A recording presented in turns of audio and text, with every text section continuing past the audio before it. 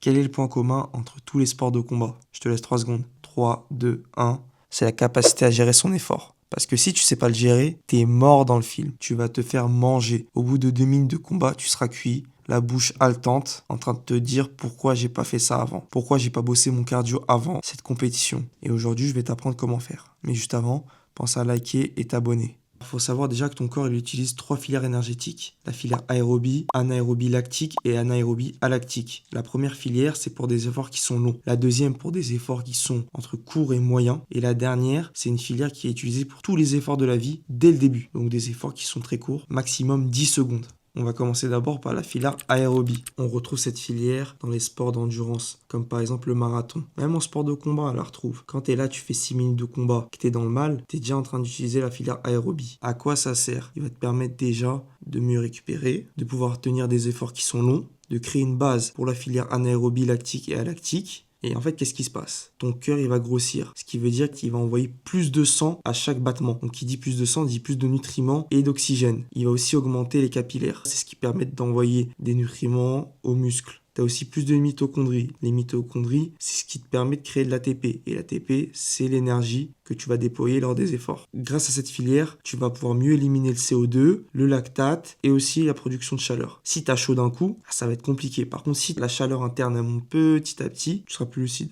En numéro 2, tu as la filière anaérobie lactique. C'est pour des efforts qui durent entre 30 secondes et 3 à 4 minutes selon les individus. Lorsque tu améliores cette filière énergétique, tu stockes et tu dégrades mieux le glycogène. Parce que le glycogène, c'est un peu l'essence pour cette filière. Tu résistes mieux au lactate ou acide lactique, ça dépend les noms, mais c'est la même chose. Parce que si tu accumules rapidement l'acide lactique, ton muscle, il va se congestionner très vite et pour produire l'effort, ça va être compliqué.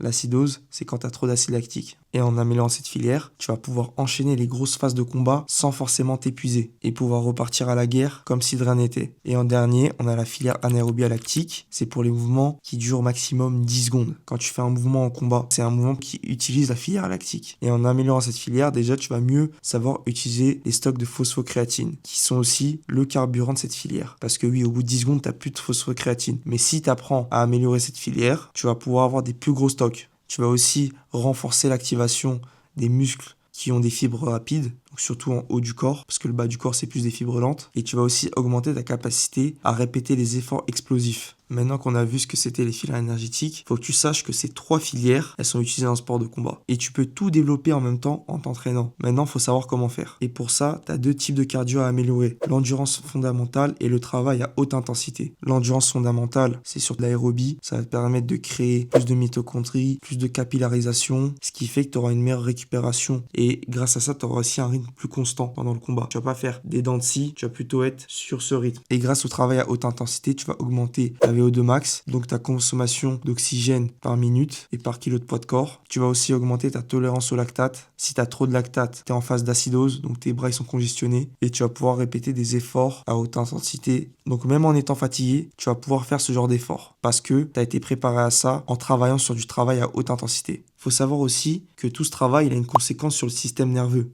Comme tu auras des mouvements qui sont plus efficaces, plus coordonnés, et qu'en plus tu auras un cardio de malade, en fait tu deviens juste plus économe parce que tu n'auras pas besoin de faire des efforts conséquents pour avoir une bonne technique, vu que tu as déjà la technique. Et grâce à ce travail de développement cardiovasculaire, tu vas aussi apprendre à ton corps à être lucide sous la fatigue. Pendant le combat, si tu es fatigué et qu'en plus tu perds la tête, tu es sûr de perdre. Par contre, il va falloir apprendre à ton corps à travailler sous cette contrainte. Je vais te mettre un tableau avec des exercices à faire où il y a les temps de travail et de repos pour développer ces 3 filières énergétiques. Je te laisse mettre pause pour que tu puisses bien regarder et faire une capture d'écran. Maintenant, tu as 2 choix. Option 1, utilise ce tableau et t'essaies de bidouiller quelque chose de pas mal pour progresser. Option 2, tu as juste à cliquer dans la bio et à mon Instagram. Sur ce, pense à liker, t'abonner, partager et commenter. Allez, ciao!